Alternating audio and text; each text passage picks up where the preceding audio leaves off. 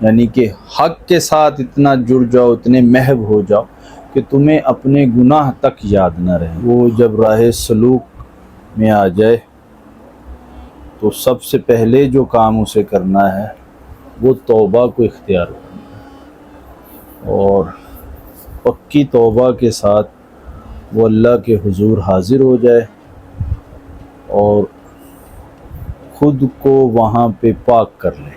ایک بھٹکا ہوا آدمی وہ ریگستان میں اگر دور دیکھے تو وہ سراب جو ہے وہ اسے پانی نظر آتا ہے، تو وہ اصل میں اس کی پیاس کا اثر ہوتا ہے۔ توبہ کے بغیر عبادت جو ہے وہ سراب ہے۔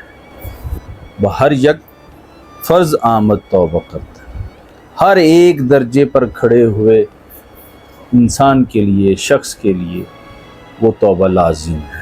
وہ جب راہ سلوک میں آ جائے تو سب سے پہلے جو کام اسے کرنا ہے وہ توبہ کو اختیار کرنا، اور پکی توبہ کے ساتھ وہ اللہ کے حضور حاضر ہو جائے اور خود کو وہاں پہ پاک کر لے۔